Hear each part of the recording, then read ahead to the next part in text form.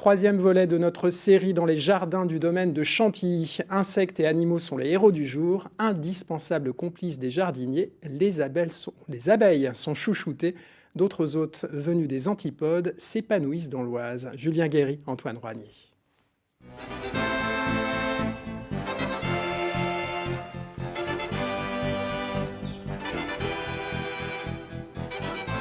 Au printemps, dans le parc de Chantilly, la nature se réveille. Les jardiniers ont fort à faire avec la flore, mais il ne faudrait pas pour autant en oublier la faune. C'est pourquoi en cette saison, si les tontes vont bon train, les jardins ne sont pas entièrement tondus.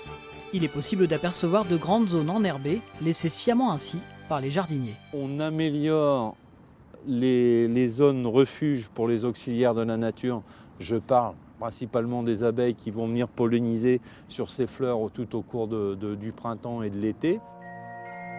Car au domaine de Chantilly, il est l'heure pour une trentaine de reines et leur cour de se réveiller en douceur.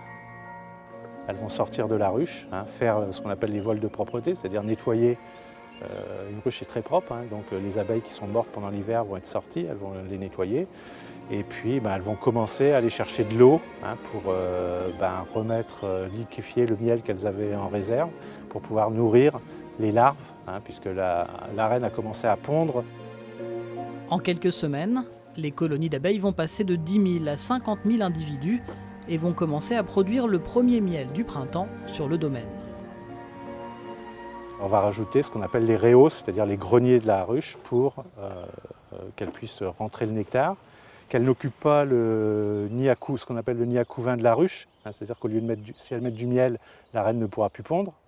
Donc on va leur proposer de l'espace au-dessus pour qu'elles puissent monter le miel dans la réos et laisser l'espace du bas pour que la reine puisse pondre. C'est aussi au printemps que les apiculteurs ont désormais pris l'habitude de piéger les femelles de frelons asiatiques. Elles vont venir autour des ruches pour manger des abeilles, elles sont attirées par l'odeur du miel. Et donc à chaque fois que je vais attraper une femelle, comme ici, c'est un nid de frelons en moins, donc c'est-à-dire c'est des milliers d'individus qui viendront manger des milliers d'abeilles, mais d'autres insectes aussi. D'un bond, nous retrouvons un autre Marc. Il a troqué ses outils de jardinier pour ceux d'animalier. Lui qui s'occupe des cerfs, des biches et des chevreuils est aussi responsable des kangourous. Car oui, il y a bien 10 wallabies à Chantilly, le legs pour le moins original d'un particulier dans les années 80.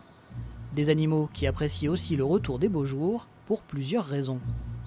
Ils se mettent toujours au soleil. Dès qu'il y a un rayon de soleil, ils se mettent toujours à un endroit et puis ils s'allongent et puis voilà. C'est le printemps pour eux aussi? C'est le printemps, comme nous. Il y a 6 naissances. Ils ont maintenant une semaine. Alors, ça aussi, ça fait partie de la passion, de la beauté des animaux, quoi.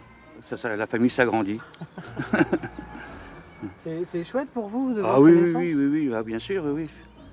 Ça veut dire qu'ils sont très bien ici, au domaine de Chantilly, et on en prend soin. Au domaine de Chantilly, on prend aussi soin d'une quarantaine de moutons qui donnent un sérieux coup de patte aux jardiniers pour tondre les pelouses de manière écologique.